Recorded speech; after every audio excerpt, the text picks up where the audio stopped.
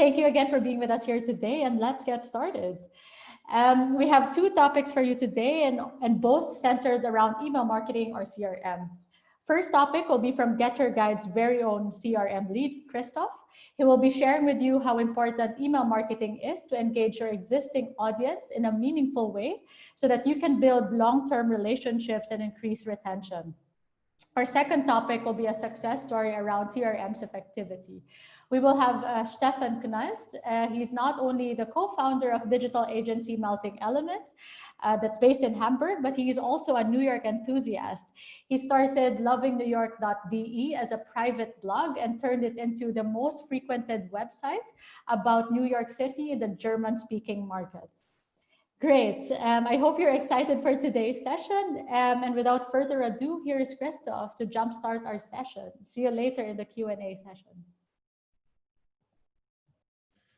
Hey everyone. Happy to share my experience, and I hope you'll find the session useful. I'll be asking Lily to switch slides. So first of all, I'm Christoph, currently leading the CRM team at GetYourGuide. Normally I would do here the short introduction about GetYourGuide, but I think we can skip that part. Previously, I've been working for one of the biggest venture capital companies in Germany, for Project A, which has a very unique approach to working with portfolio companies, which is we're not only investing money into digital businesses all over the world, but also operationally supporting them. And that gave me an opportunity to work with a big number of international companies on improving their retention, working on customer engagement. And this is the topic I believe I'm passionate about, and we're going to spend the next 20 to 25 minutes talking about it. Yeah, okay, so a couple of questions. So there are a few questions I will try to answer today. And first of all is like, why is retention so interesting? Why is it so appealing for businesses? For businesses, but also for like online publishers and so on. I think maybe one thing I need to underline here is that we have a kind of a diverse audience. So I'll try to make it as general as I can, but there might be some ideas, or there might be some comments that will not be applicable to everyone here. But we had it in mind, and we try to make it as general as possible. Second thing is like we will talk about different ways on how to grow your subscribers base, how to create an addressable audience that you could then contact with marketing messages. Thirdly, we'll talk about foundations of CRM. So I try to think about like, what are the few actionable tips I could give you, or what are the things that I notice many companies making mistakes with, or I think there are kind of a trends that I see in the ecosystem at the moment. Fourth, we will talk also about how can you sell via email, or should you sell via email? How can you do that? What is the right frequency? What is too much? What is not too much? Because I think that many of you have also a little bit more editorial background, and the transition between sending a content or like being this pure helpful source of information, and then actually still keeping in mind that you're a business and trying to make money might be a little bit confusing to some of you. And then I'll also share with you how you could use CRM not only for selling, but how can you use CRM in a very difficult times for travel industry that we are still at, to show you how we actually approach the communication with our subscribers during the Corona crisis. What we've done, I'll share with you the numbers and leave you with some hopefully actionable tips that you'll be able to apply. If you have any questions during the presentation, feel free to write them, and we'll address them at the end of the talk. So first of all, why is retention so appealing? And we could skip to the next slide.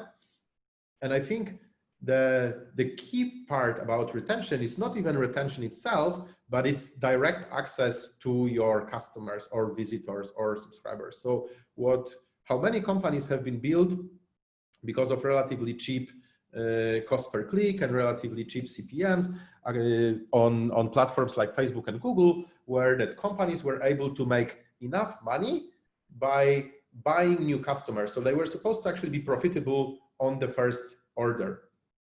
That is very difficult right now because the sphere became so crowded that most companies, if you look at businesses like Zalando and so on, like the list can go on and on, like they are not profitable on the first order. So they're actually giving money to Facebook and Google to acquire customer, but quite often like they're actually still losing money on this first transaction. So if you don't have a machine that is able to then contact customers on a regular basis and increase their lifetime value over the next months, years, you cannot afford to be constantly paying for the same customers, right? There are a couple of statistics. I'm not going to go through all of them. You could briefly go through it, but I think what's the most important here is businesses nowadays, and it doesn't matter if you're an online publisher, if you're a travel agency, if you're an e-commerce shop, if you're a marketplace, need a direct access to customers. You cannot make yourself dependent on Google. You cannot make yourself dependent on Facebook, because then you're playing by the rules, and they can change the rules, and they will change the rules at any point in time. And also because of more and more marketing budget being shifted from, let's say, out of home TV, radio advertising towards online advertising, the crowd will, it will become even more and more crowded. So you have to have a way to contact customers directly. Let's go to the next slide. And I think what's really important, and I was thinking about the audience today, and that's the huge advantage that you have over businesses, because I remember I was always like reading and listening to a lot of American bloggers and vloggers and people who were running like small online businesses, and they were always talking a lot about huge advantage that email marketing gives them. And then I could see that the same, like to some extent, we could replicate some of this mechanism for businesses, but there is one thing that is very, very difficult to replicate that I think many of you have a bigger chance to do, which is, as a business, it's difficult to establish some kind of personal connection with your audience, right? You may still, of course, you may use the name Christoph at GetYourGuide as a sender of your email. You could try to put some pictures on a footer and so on, but people are not stupid, right? Like people know that there is like a team and there are like designers and so on working behind that. So this is something I would really want you to think about, saying like, you don't need to replicate what like GetYourGuide is doing. You should actually have your way of communicating, and you should try to make your communication with your customers feel as much as any kind of email you would send to a friend or receive from a friend. And the closer you get to that, I think the more successful you will be in the retention marketing sphere. Okay, let's go to the next slide. I'll be just checking time from time to time. Okay, I still have a bit of time. So how to grow your subscriber base? Yeah, this is a question that everyone is asking, and unfortunately there is not an easy answer for every type of businesses, because there are businesses that have transactions, and when you have businesses with transactions, of course you could always use checkout, and checkout is quite often the most successful, or let's say the highest number of leads are coming from there. But there are also other tactics that I'll cover in a second. So next slide, please. So I try to like simplify it for you and have two big buckets. So you have an organic lead generation, which is leads that you don't need to pay for, and you have paid ways of generating the marketing opt-ins for which you pay, but then hopefully with the other activation sequences or with your email automations, you are able to generate revenue that is higher on leads per average than what you pay for. So a couple of ideas, and I try to keep it high level. So first of all, you have a lot of traffic to your page, right? Like I think if you're here in this Zoom, you most likely have some people coming to your page on a regular basis. And then the question is like, what do you do with this traffic, right? Some of these people come to read an article and they leave and they never come back. Some of these people know you already and then maybe regularly visit your site, but you may have a lead generation technique which says, they are people on my page, for whatever reason, they might be interested in some of the content I'm creating or products I'm offering. What can we offer to these people? What kind of reasons can we give them to encourage them to subscribe to our communication? And the second thing I said is adjust magnet to the landing page. So you'll have different let's say, type different level of engagement with your product based on where people are on the platform and so on. So people, for example, I can give you an example of GetYourGuide. People who are on a homepage, they're different customers, different users, let's say, maybe better. They're different users than people who visit like a couple of ADPs. And right now the tools are very flexible in setting up when do you want to have like what kind of lead generation possibilities, right? And it could be the part of the page that is like integrated there, let's say in the middle of content on between different articles. You may have some kind of overlays. And I know that many people are big, like they don't really like pop-ups and overlays, but you could experiment with that, right? You could have like a sticky bar, you could have something that stays on the bottom of the page. You could only have it shown for people who try to exit your page. You could have it only for people who had like a certain amount of interactions with your product, let's say a certain amount of clicks or like a percentage scroll of the page. And you could also always A/B test that, right? So you could see if there is like any kind of negative impact on, let's say, on conversion rate, on bounce rate or so. But I think the closer you get into not being very generic, but actually trying to adjust the promise that you give to people to the place where they are on your page. So, you know, if someone is reading an article, you may try to encourage them with like additional content like this one, right? But if someone is on the product page, you may say, hey, like, do you want to receive 5% discount? And both of these tactics may work, like they don't work that well when you kind of swap them, because people may come to your place for like to your product with a different purposes. So you should keep that in mind. The next thing is to have a dedicated subscription page that you could adjust, right? So like you should have a clear place in your product, and whatever, if that's like a visible widget that is on every page or like a dedicated landing page, I think it's important to have that list the benefits of becoming a subscriber, and then adjust this page and experiment with it. Also, potentially try to run paid campaigns when you send traffic to your page, when you can actually have a bit more place to explain that, maybe even show examples of emails people can expect in their inbox from you or other messages. And what I already mentioned, consider pop-ups and overlays, right? Especially for products that are not that afraid about the conversion rate. So if you're not really selling something, when you don't have like a funnel and the proper checkout at the end of the journey, like I would experiment. I would suggest you to being like a little bit more aggressive with trying to capture the traffic you have, right? Because you may have a lot of people who like come to your page for like a specific information, let's say about New York, and then they may try to leave the page, they may close it, maybe they found something. But if you can give them a reason, say like, hey, leave your email address to give like a weekly dose of travel inspiration for New York, actually many people will do that. And very briefly about paid ways of doing that. You may also try to analyze and understand if paying for leads might be worth, might be a good investment, right? So they are, I think if you also want to put it on a very high level, there are two ways of doing it. You could either buy traffic that you send to your page with a clear goal of generating subscription. So that could be, for example, to this dedicated subscription page.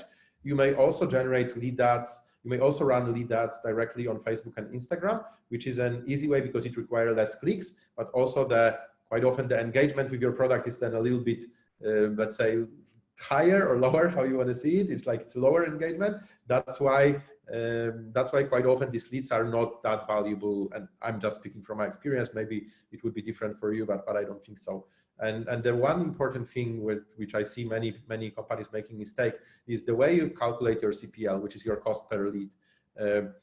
If you calculate your CPL, you should remember about calculating the number of people you could actually email, right? Because Facebook will give you the number of people that click the button, but there might be still 20% of people that made a typo or gave you an email that they used 10 years ago to create a Facebook account, and this email doesn't really exist anymore, or it's full and the emails will always bounce.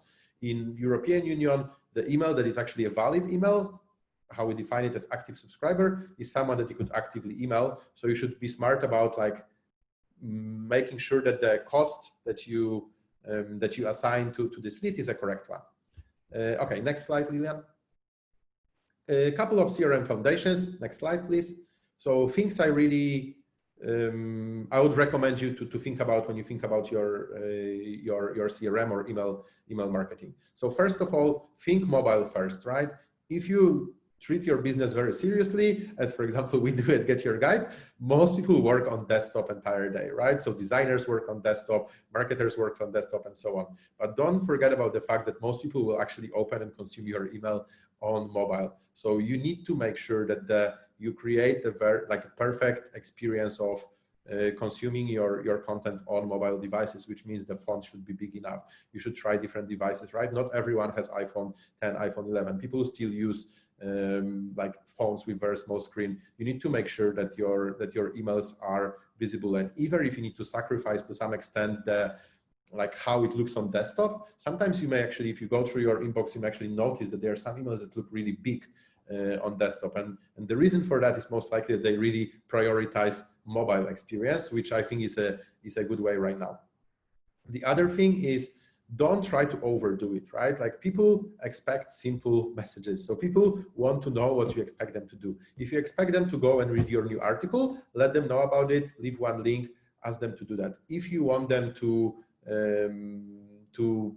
book an activity, if you want them to book a tour that you're offering, like, send them a message that clearly highlights that, right? Of course, there are exceptions from it, and I try to generalize, but I see too many companies and too many CRM managers trying to be perfect by trying to satisfy everyone and giving people so many options with what they can do that at the end, people just don't do anything, right? So if you want to make your email marketing efficient, and that's also a very easy way to optimize your messages, right? Because if you only have one clear goal, you'll see how many clicks, how many transactions you have. If you have like different ways, here you send people to blog, here you offer that, here you send them to your Instagram, it's very easy to know if your email marketing is actually efficient or not. Next thing, go beyond email if you can, right? I know it's not that easy, and this is also something that is very difficult right now to generalize for me, for different people we may have in the audience. But if you can use another channels, and that could be, I assume many of you don't have a mobile app, right? But like, if someone has, using mobile channels it could be very effective done right. But most of you can experiment with browser push notifications, right? And if you look, many content sites experiment actually with push notifications. Many news sites experiment with browser push notifications, because like, if someone is interested in certain type of content, they may want to receive it via email, but they may also receive it as a prompt on your screen. So if you think that's right for you, you could always experiment for it. There are tools like Extreme Push or so that are not expensive, because that way you could actually reach different type of audience that either A, you cannot reach via email, or B, just prefers to use other marketing channels. Next thing, don't overdo it, right? So don't try to be perfect. Don't try to start with like million automations and so on. Like, try to think about like different groups of customers you have, how you could serve them, how you could provide value, and then still get like a business goal that you hope to get at the end. Start with like the basics and then improve once you do that, because I think email marketing can quickly become a little bit overwhelming, and also it can become a little bit too much for people when they see messages from you every day in their inbox. And the last thing is, have a content strategy, right? So don't rely only on transactional messages, because people don't like to always be asked for their credit cards. They actually want to they want to see your effort. So they want to see that you're making an effort of providing a value before you ask for a transaction. Okay, let's go to the next one. And then, speaking of like having content strategy and selling, so how can we sell via email, right? And I know this might not be the best example of email when we talk about having one clear call to action, but this is also intentionally because this is an email for people that go to Paris, and we know that like, we try to actually serve a couple of different purposes here, which, first of all, we actually want to give them additional content. So we try to give before we ask, right? We send them a dedicated message. So if you book like in one of our top cities, you'll get immediately after your booking, you'll get a email like this, which also includes the content in your language for these dedicated cities, right? And then we have additional attractions, additional points of interest. that you could explore. So I think it's really important to like provide this value and to think like, what can you do to actually be helpful? Stay relevant, right?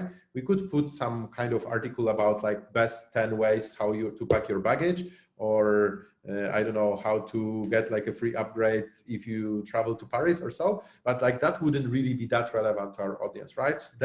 They want to read, and we want to give them an information about experiences, unforgettable experiences in the destination they're traveling to. So really think about like, is it relevant to the group I'm sending? And if you're not sure, then probably better not send it. Understand principles of tracking, right? And this is also difficult for me to talk because I'm not entirely sure how deep everyone is in that area, but like understand what works and what doesn't, right? So try to understand, even if you use simple tool like MailChimp, try to see where people click.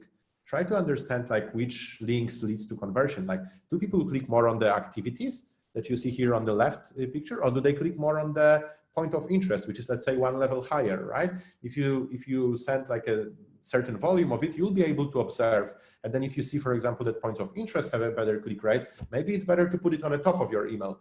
You can start with simple things, and then once you get a little bit more advanced, you could also work with someone who will help you set up like a proper UTM structure on Google Analytics. I'm sure many of you have that, to actually understand like each individual click, where it comes from, where it leads, and like what is the effect of that. So is the effect what you were hoping for? That could be, that could be a transaction, but that also could be like another article read on your page. Be creative and experiment. Maybe I'm not going to go that much into detail because I think it's a bit quite self-explanatory, and we still have a few slides. And highlight what you expect your subscribers to do. So like really, if you want to ask them about something, if you even have like a few interesting articles you want to have in your message, because maybe you only have capacity to send monthly newsletters and you want to include 4 messages, try to make the most important, like put the most important article, the something that you're really proud of, like put it on the top, right? And if you say, if users will only take one action of it, have this one action as a first item if you're in your email. Okay, let's go to the first slide, the next slide.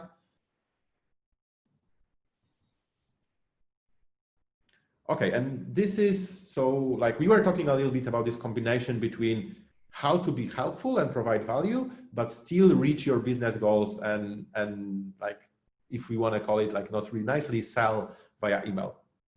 But there are also certain times in the travel. Yeah, we could go to the next one. So there are certain, we were living in a very interesting, we are still living in a very interesting times where selling was not really possible, right? Like it's not a secret that, our number of bookings went almost to 0. And I'm sure that most of you also felt that because you're in that industry or in that sphere. So CRM is an amazing tool to keep in touch with your customers in any point of time. And the big learning for me after this is that providing a relevant content to your audience and showing that like you're making this extra step, that you're going like this extra mile and making this additional effort actually pays off, right? So this is how I try to look at CRM, that I definitely don't see that as a sprint. I see it as a marathon, and I see every new subscriber as like a new relationship that we're committed to build. And you cannot build a relationship with only asking someone to give you money or to buy something, right? But if you give for three, 4 times, and you ask once, then it can probably work. There is an interesting book by Gary Vaynerchuk called Jab, Right Hook, and it's exactly about like give, and then ask for something. So you could see we've been quite active with the Word at Home campaign during the COVID time, where we've been sharing with people virtual experiences. We were working with a designer on the coloring book for kids. We also had a travel quiz that I didn't include here, but we had a travel quiz that people could take with their friends via the Hangout or so. And if we go to the next screen, I think this is pretty amazing, and this is something I will leave you with. These are the numbers from Braze. That's the CRM tool we're using, and the red numbers are the industry standards, and we are put to the category traveler and local by Braze, and the blue lines are our numbers. So on the left side we see the click-through rate. So before that we were anyway like over the average, something around like 30 to 50%. but you can see how drastically the engagement rate and the click rate decreased for travel industry during the COVID time in April, starting from March to May, and how good of a job we've done in that time to actually keep this engagement high, right? So we didn't want customers to forget about us. We didn't want to be seen as a company that maybe is a little bit indelicate with like what they're asking for or what kind of messages they're sending. And I received a couple of these messages from other brands, unfortunately. And then we believe that like by really caring about this relationship, when the right time comes, like they will also happily use our product again. And both numbers, so click-through rate and open rate, you can see that we've been doing like a pretty good job, not only like keeping the level from before, but also increasing it with this engagement content-focused campaign. So the next slide is something that I wanted to leave you with, is that you may, if you've been experimenting quite a lot with email marketing, and if you've already done some campaigns, if you maybe have a way to send like vouchers to your product and so on, you may notice the fact that like email marketing could be very powerful in generating revenue, right? But please remember that like the R in revenue doesn't, the R in CRM doesn't stand for revenue, but it stands for relationship. And if you're successful in maintaining this relationship, I believe that the end business goal, whatever that is for each of you, will be just a natural consequence of that. So that would be it for today. I hope it was helpful, and I'm happy to take questions at the end of the today forum. Thank you so much.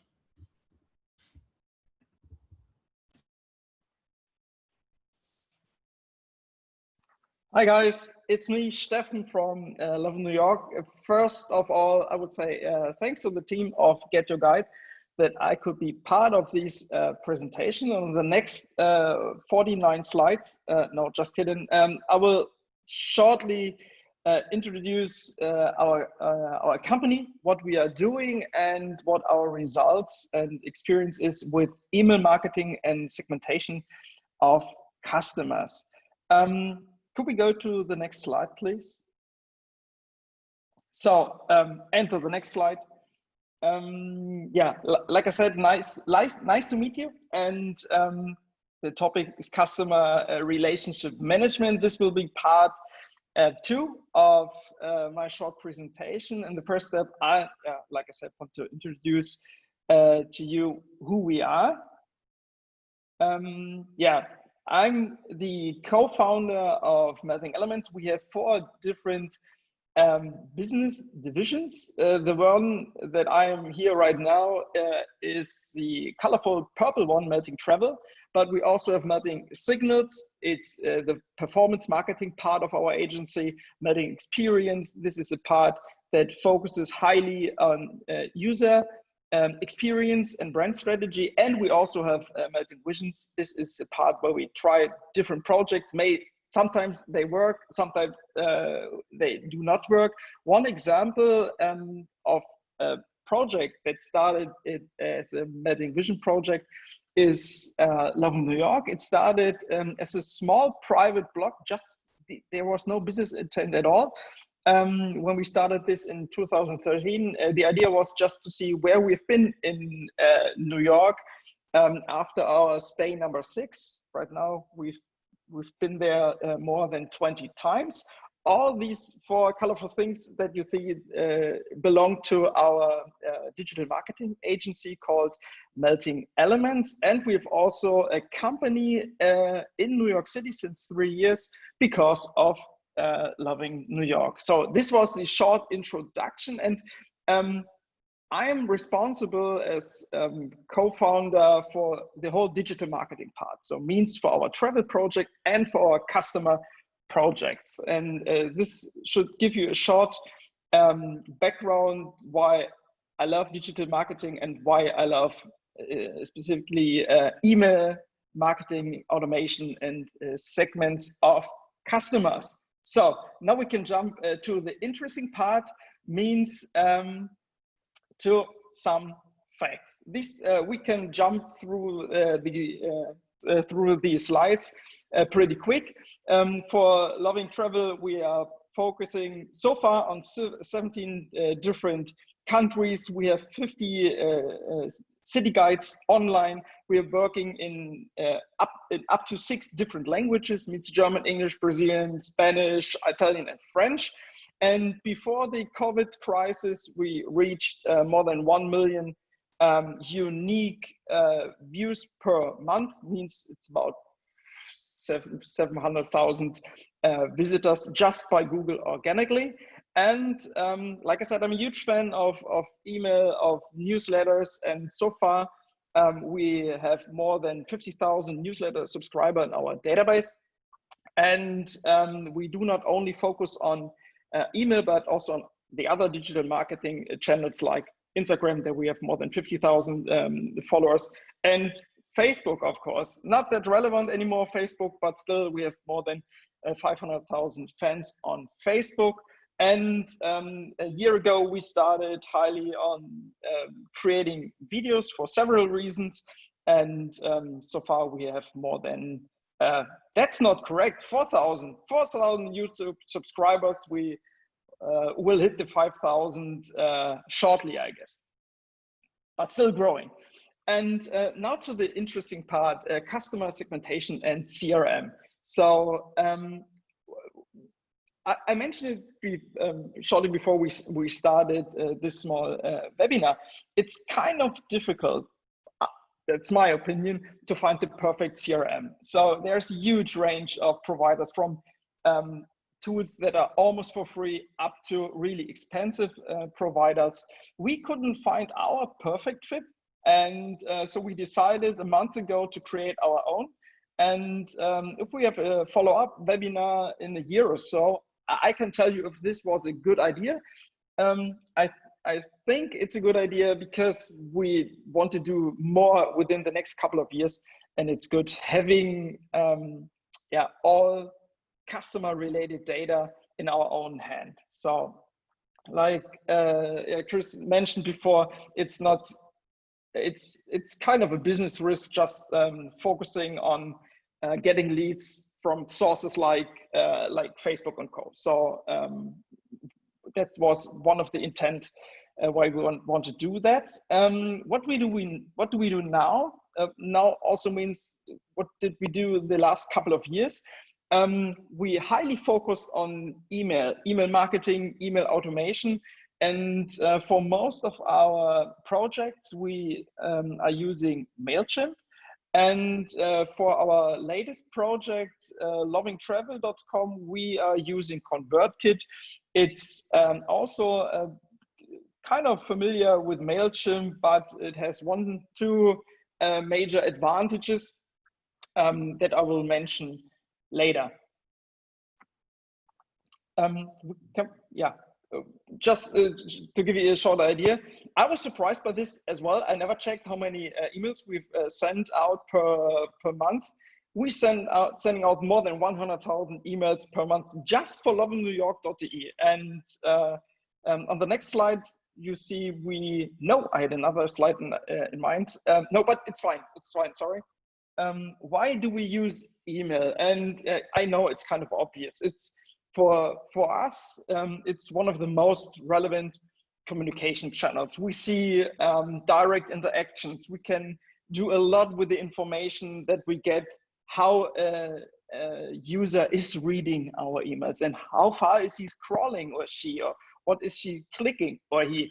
And we use it almost like a CRM. We started almost 3 years ago with the first segmentation of our email clients. And right now we have a huge variation set when it comes to specific customer groups. And we have 4 different kinds of sources how we get new email subscribers.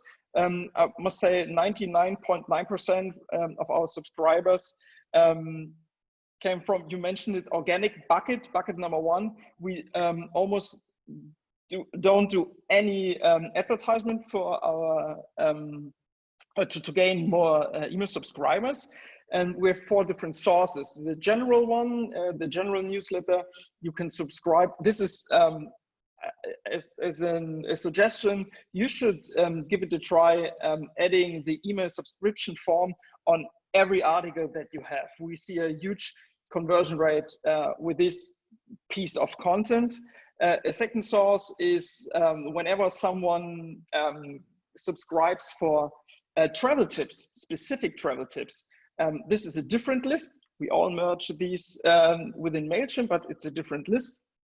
And another one is when someone uses our printed travel guide and there's a registration here as well, then we know that in this case, the user wants to go to New York. So we add the flag or the attribute New York. We know where they come from because we asked for that. And so we could go into a lot of details. So long story short, we try to be as specific as possible with our content to match the intent that the user might have. Is he just in first stage, you want to get some travel inspiration that's different than more transaction-based emails like GetYourGuide is sending. That's a different stage. And yeah, we want to know in which phase of this whole funnel is the user. And therefore we use different triggers. And this is one of my main topics. I love it. It's called email automation. And it sounds email automation sounds like cold emails with no emotions and one email for all. But it's if you do it right, it's the exact opposite. So based on I can give you some examples.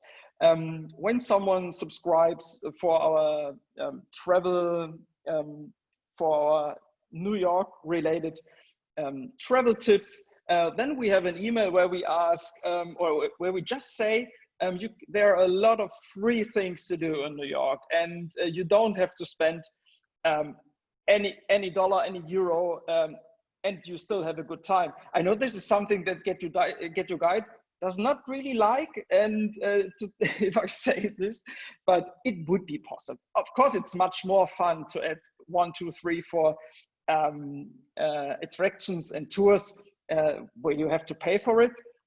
But if you want to, you could do everything. You don't have to buy anything. Yeah, and we have some in a paragraph in our email. We say there are a lot of free things, and you will have a good time.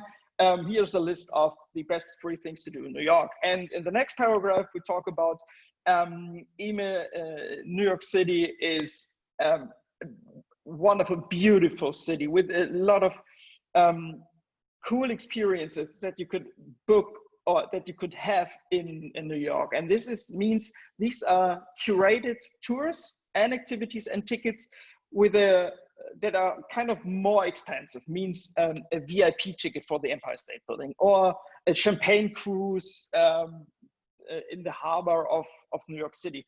And as soon as someone clicks on even the cheap or free option or on the of the link where we talk about the more exclusive VIP tours, then we send a specific email after 2-3 days with the best articles, best videos that we created by ourselves, A, for free things to do, and B, for tours that cost a little bit more. And yeah, it depends on the marketing persona that you have in mind. So it really makes sense working with these kind of triggers.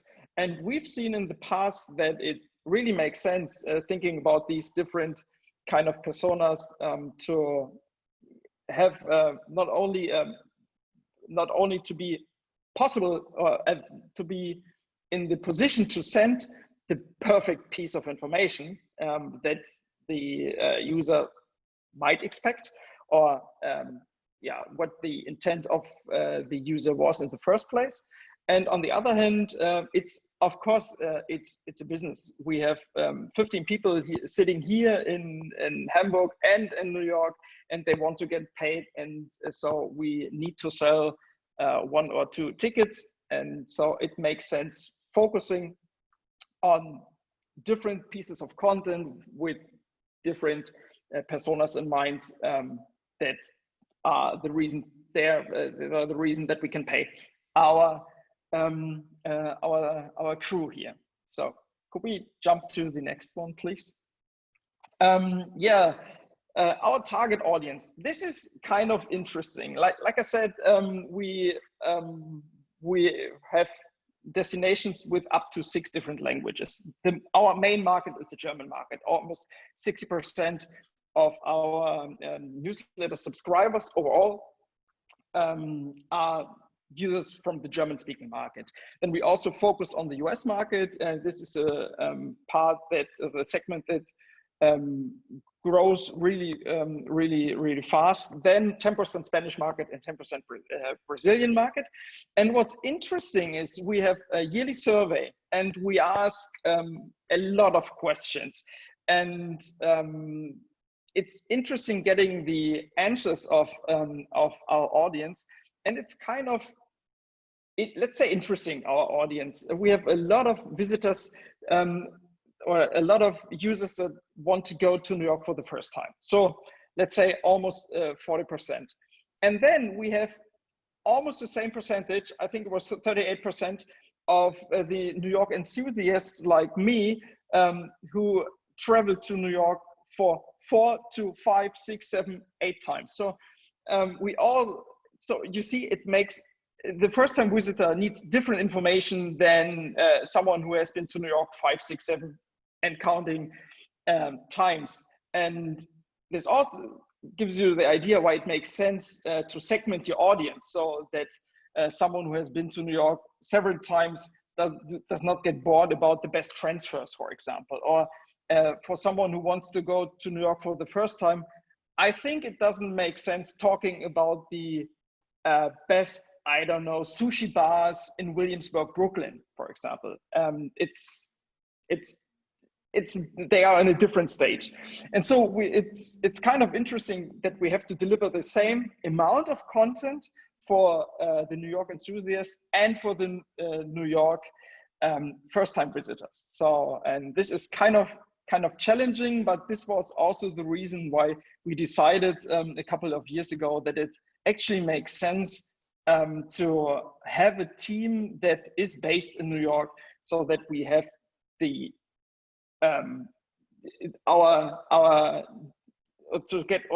so that we have a chance to have the best access to the market, so that we know what's going on. So that was the idea. Can we get to another one? Yeah, just one short slide. How do we do that? In MailChimp, we're using groups and we're using tags. There are different kind of tags available. It's possible that you add tags dynamically. Oh, I forgot the fourth source of our emails. It's our own Shopify shop where we sell our travel guides and so on, and e-papers and stuff. That was the fourth source of our email subscribers.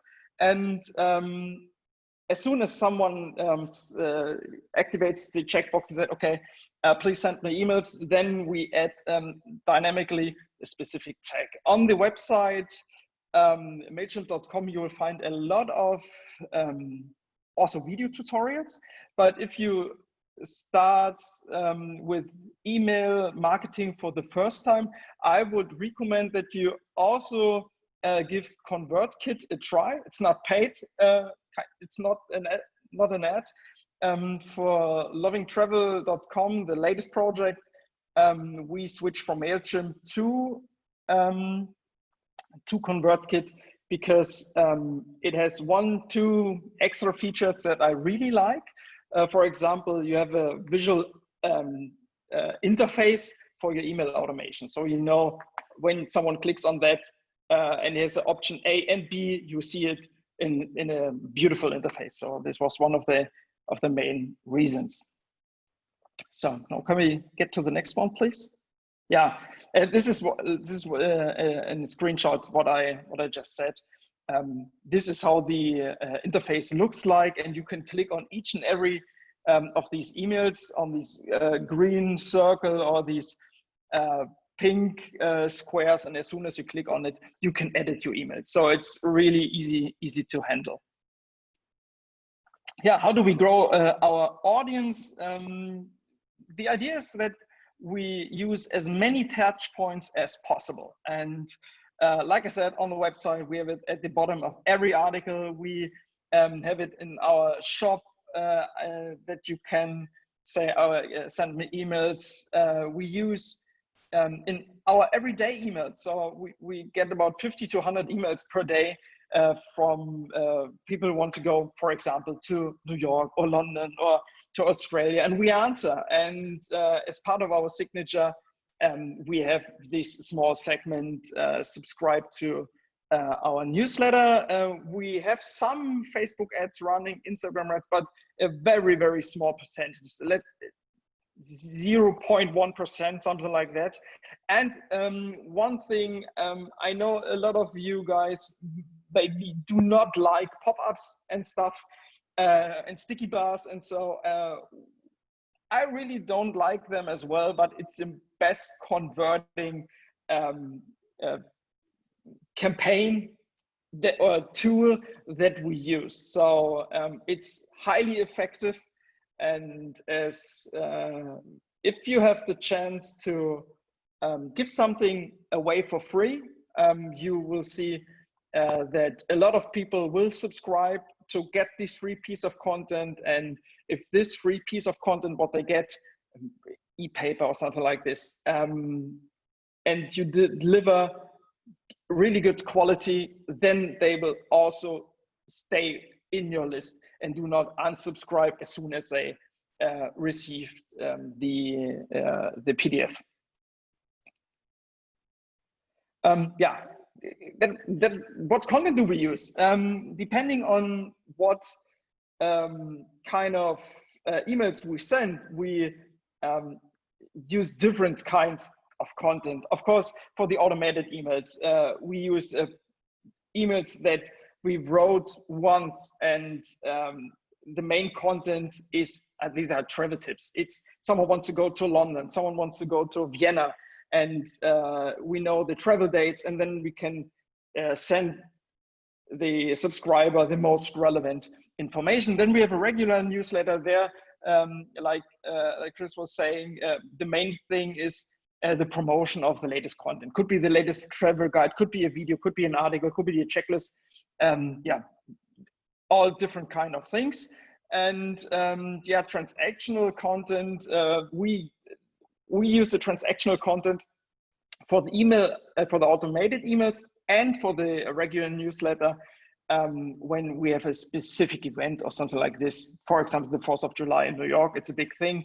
And there are a lot of cool cruises and with limited availability.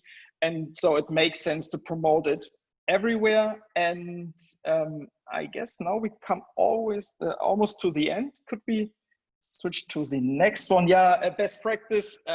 I love A/B tests, and you should spend some time in, or invest some of your time in doing proper A/B tests. Yeah. For example, we found out that the plain text email works better than the email that we spend so much time styling the email that it looks so nice, and but on the other hand, it looks yeah, no, let's say it looks nice, yeah, and it's so beautifully designed. And then we saw that pure text email with just one, or let's say one, maybe two links, works much better. It works much better because it gives like a personal touch. So like someone is really writing an email for each and every specific email subscriber. Of course, they know that we don't send a one-to-one email. But it still feels better. We see better results. And yeah, you said it before, 1 hero content per email. And I must say, this is something that's really hard for myself because there are a lot of good things going on there. And to focus on just one, that's actually the hardest part. I'm still not good at it, just focusing on one piece of content. So we usually have 1 to 3 that we mentioned in our regular newsletter. And yeah, like I said, the best practice, you definitely should check if email automation is something that you could start working or still work on. Yeah, some results. This is the average of the last 20 campaigns. We have an average order rate of 46%. We have an average open rate on click rate. Sorry for that. It's a 10% click rate, 9.98% actually. And we generate about 8,000 euro monthly just with our email addresses that we have. And yeah, we know that because we do proper UTM tracking. So we know when someone clicks on the email and goes to our website and then goes to GetYourGuide, for example, then we see, oh, the idea of buying this ticket started when they received our email in the first place. Yeah, and this was a short or not really short introduction on what we do. And I just want to say it again. It really makes sense thinking about who is your target audience, what kind of information do they actually need, and no, they do not need. This is my experience as a publisher. They do not need to have a sales button on each and every article and each and every email. But when it comes to this stage where you see, okay, they have a lot of information about their destination, and we know that the travel date is in 4, 5, 6 days, then it actually really makes sense just sending here, these are the top sellers, you have to go there. You don't have to go there, but you have to go there. And if you want to, here you can get your tickets. So yeah, that was it from my side. Thank you so much, Stefan. Lily, maybe let's move to the Ask Me Anything for now. We have a few questions. If we have a little bit of time, then we'll go through it. But so if you guys bear with me a little, we will extend our time for a little bit just for the Q&A. Of course, if you have more questions, please feel free. It's a perfect time to ask our CRM lead, Christoph, and of course, Stefan. He has firsthand experience as well. So that's super good. Maybe I can start with Rama's Small's question. And Stefan and Christoph, feel free to answer this as well. If click rates are disappointing, what would you suggest to turn that around? Increasing, I could imagine that's click-through rates. Yeah, I can start. So yeah, I think, there's, if you don't have the KPIs you're expecting to have, and it could be open rates, could be click rates, could be unsubscribe rate, that it's higher than you expect, that probably means that you might be doing something wrong, not that your audience is doing something wrong, right? So you should always, first of all, think about, am I actually providing the content that people want to receive? And the KPIs will show you the answer, right? That's like the black and white data. So I think, first of all, if you see that people don't really click your email, try to maybe simplify your email marketing, right? So what Stefan said that he's not really that good at. I think many companies, and as I said, it's not always the case that you always need to have one message, one main message per email, but it simplifies your life as a CRM manager or whoever you are to optimize it, because you get direct response if the action that you want people to take, if they're actually doing this, right? So I would say maybe first of all, try to simplify it. And then second of all, try to think about, okay, who am I serving? What am I sending them? If they're not clicking it, maybe there is a reason for that. Maybe it's not that interesting for them as I think it is. Maybe we could try something else. So I really wouldn't like put the blame on your audience, and I'll try to like experiment a little bit more, simplify the messages. Maybe what Stefan said, also changing the design of the templates. Maybe your email template is not really readable on mobile, and 60% people open it on mobile. It looks crap. They're not going to go through it. They're not going to spend time trying to like read through really small font. So making like sure that the foundations are there. And if maybe one last thing, if you really have a problem, just like try to answer your like couple of your customers and ask them like, what do they like about your email? So what do they don't like? Yeah, try to email like 50 of your subscribers and say, hey, like I want to serve you better. Can you actually give me a feedback? What kind of information do you think is relevant? Because like I'm having a hard time like trying to think about what is the most relevant and keeping the frequency on a reasonable level. Yeah. Yeah. I guess you mentioned almost everything that I just wrote down. The Q&A is something where we have really, where we see good results. It's always the best. So you get the proper answer. You ask something and you get a direct answer. That really helps. And you said it. It's the most difficult thing is to match, like a Google search, to match the search intent. You have to address the correct piece of content, piece of content to your audience. And even if you say I've just one piece of content, maybe I don't know, Empire State Building tickets, for example, and you just want to highlight this, then it's something maybe the users do not want to read it as a text, as an article. Maybe they want to just have a checklist, or maybe they want to have to watch a video.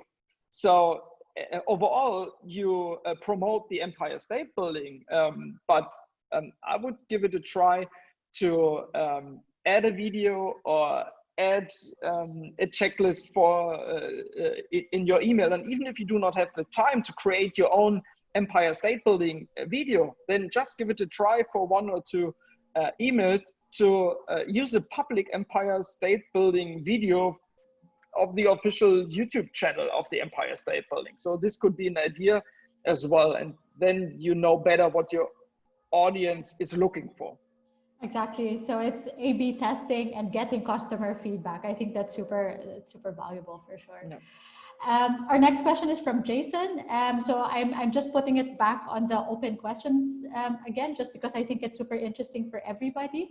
So again, everybody, please bear with us for 5 more minutes. We'll just answer some questions. I think this is valuable for you guys. Jason asked, I send a monthly newsletter specializing in one European city, so I target city break traffic. Most people sign up to the newsletter before arriving. The question is, how do I maintain interest in the city for people after they have visited the city? I guess this is also a very cool question for you, Stefan. You do this all the time for New York, right? Yeah. I'll let Stefan, you take that. Yeah, this is actually a really, really good question. We see that in the retention rate of our New York app, that going to New York is a highly emotional thing, but most of the users, it's a once in a lifetime experience. So the effort that we put into the website video and so on is on an enormous level, I would say. And so what we are doing is to see what have the users seen in New York City. We have a free travel plan on our website, and with 3,000 plans each month before COVID. And so we know exactly what they wanted to visit. And so the next thing that we build is what kind of cities are somehow like New York. And we saw good results in the transition of New York users to London users, and the content element in the middle of these 2 destinations. We also have Loving London as a website. Is a little controversy to say, hey, what's better, Soho in New York or Soho in London? And this was so the transition from New York to London. But the actually answer, I've actually two answers. Answer number one is try, if you have one destination in your portfolio, try to send on a regular basis kind of interesting inspirational content, so that they feel still connected to the city. And maybe if they go there for the next time, they have you in mind. Yeah? And the other one could be think about other destinations that are kind of familiar, or kind of familiar to the one destination you already have in portfolio. Oh, and the third one, think about maybe there are day trips. Yeah, they said, okay, I know you like Rome, for example, but you should go to Venice. It's really, or it's not a day trip. Okay, let's say Milano, from Milano to Venice, for example. This actually makes more sense. And I said, okay, I know you like that, but you should visit that, and you don't need a bunch of articles just to promote Venice, because you have the domain authority of the city you're ranking for. Long answer. Cool. But it's really a tricky one. It's really a tricky one. Exactly. Compared to other cities, upsell them another city. No, I think that's very interesting. Maybe we can do one last question, and the rest of the other questions we can also answer via email. So one last question from Jason, because I think this is also very interesting for the both of you. Do you track any data for why somebody unsubscribes? Is it useful to understand why they unsubscribe? And maybe another question to follow through that is, can we actually win them back? Yeah, so I think like the topic of unsubscription is a super important one, right? It's super important one, because if you actually really think about your active subscribers, what you care about is like to keep them in this group, right? Once people unsubscribe, it's very difficult to win them back. Speaking from my experience, the most important reason why people unsubscribe, like two reasons why people unsubscribe, is they receive too many emails from you, or they receive emails that are irrelevant to them. And the irrelevant to them might be because they've been to Prague, they came back, they're not really interested in that content anymore. And sometimes you just need to accept that. So I think understanding the reasons is pretty important, because that could give you some indicators. Maybe you're sending like too many emails, or maybe you should work on the relevancy of them. But I think these numbers you could also see, you could already see some indicators for that if you look at like how the open rates are evolving of your messages, how the click-through rates, if the click-through rates are like really low for a long period of time, it will probably result with the unsubscription rate becoming higher, because all these metrics are connected. And I think the one more, like, let's say a pro tip or like a hacky tip I can give you is, like, sometimes people cannot travel for whatever reason, right? They're getting a baby, they're changing the job, they're moving to another country, they're sick, their mother is sick, or so. There might be so many different reasons why people sometimes don't travel, and they may not want to receive maybe so many like travel related marketing communication or messages, right? What you can do is, like, when you have like an unsubscribe link on the bottom, you could actually have a banner that is on top of that that says, you want to pause your subscription for a certain, like, let's say for another month, like, click here and we will exclude you from this communication from the next month. Because like I myself, like, I love traveling. And when I get like the newsletters from Urlaubspiraten or Holiday Pirates, or I don't know, from wherever country you are, like with these travel tips, like when I can't travel, they actually start like annoying me a little bit.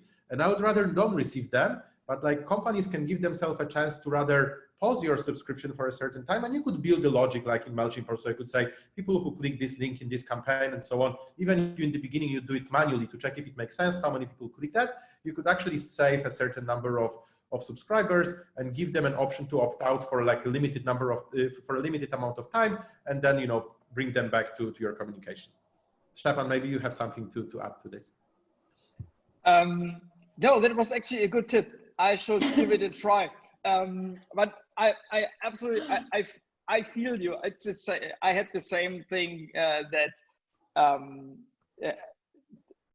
my actual travel plan was to go to New York in 2 days, no, in 3 days, and then spending 4 weeks in the US. And yeah, it feels kind of weird getting these emails and you with all the travel inspiration, and it's always, it feels, I don't like to read these emails right now, but setting this, use this pause mode, that is something That's I a good tip. definitely will have a closer look at. For sure. We actually have one last question, but before I do that, I just want to launch a poll for our participants right now. Please feel free to answer, because we definitely want to make sure that we're giving you the right content moving forward. So for our first poll, do you plan on using, after this webinar, do you plan on using or optimizing email marketing as a way to expand your audience and increase your revenue? So this is definitely an experiment for everybody. And this is also something that is learnable. We won't get it right at the first time. So we're definitely open to train you more, to educate, to provide more articles, webinars, if you're willing to do so. And of course, this is just the first of many webinars that we can do as well. Thank you. So 83% of you said yes. So that's super cool. At least this is something that we can also extend moving forward.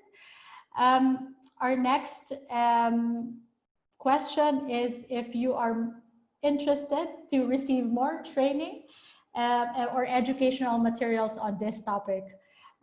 So if we get enough number on this poll, we're actually thinking of doing a more in-depth, a more intensive email marketing webinar. So this is something that we want to see if this is interesting for you, of course. Cool, and another 5 seconds so we can get enough answers. Great. And yes, you would like to receive more. So just sharing the results with you guys. Yes. So one last question before I let you go. A question is from William, which is the other way around. What are your thoughts on deleting subscribers? Do you think that is something that you can do, or is it important, or should we just let them be? No, I would not recommend having these subscribers if it doesn't make sense to you. I wouldn't delete them without trying to winning them back. So we, on a regular basis, we have we call it winning back campaign to give more ideas, to show, hey, we do, if you don't want to receive emails anymore, have a closer look at this or that. There you can get more inspirational content. But at the end of the day, if we see after 10 campaigns and even after the welcome back campaign that we do not see any results, of course we delete these users. It doesn't make sense to me. And just to have a huge audience of 100,000 and 80,000 do not read our emails, it does not make sense. Yeah, maybe they're just not consuming the right content that they want. So then again, an experiment. What do you think, Christoph? I can add to that a little bit. So yeah, definitely your goal should be to keep your list clean, how we call it, right? So you want to have a list of people that potentially can engage with your audience. If someone hasn't opened last 20 emails from you, the likelihood of opening 21st is relatively low. Yeah, and I think we can agree. There are 3 main reasons why you should actually delete them. First of all, quite often if you use tool like MailChimp or so, you pay per list size. So like you don't want to pay for people that you cannot reach, right? Doesn't make sense. Second of all, it may actually hurt your deliverability, right? So here we're going like a little bit deeper into technical aspects of CRM, but emailing a lot of emails that never react to your communication, also a lot of emails that potentially bounce at some point and so on, is a signal to inboxes like Yahoo, Google, GMX, WebDE, and so on, that there might be something wrong with your list, and you may actually in the longer term see a negative effect of the number of emails that are being delivered to your subscribers. And the third thing is, sorry, what was the third thing I wanted to say about, the third thing is that like, if you look at your open rates, you want to have a like potential of 100%, right? If you have 50% of people who never open your email, that means that the maximum open rate you can get to is 50. And then it's really hard for like to optimize your programs and to see, am I actually doing a good job? If you can never like, you will never reach 100%, But if you have like a chunk of inactive users that is too big, it will negatively influence your engagement KPIs, and it will be difficult for you to optimize your campaigns, or more difficult for you to optimize the campaigns. Exactly. I've already taken so much of everybody's time, but I just want to say thank you so much again for Christoph and Stefan for all the unanswered questions. Or if you have any additional questions, send it over to the email that will be sent out with the presentation and recording, and I will make sure that Stefan and Christoph receives that, and I will get their opinions about it. But again, thank you so much, everybody, and I will see you on next week's Partner Forum. Cool. Bye. Ciao. Thank you.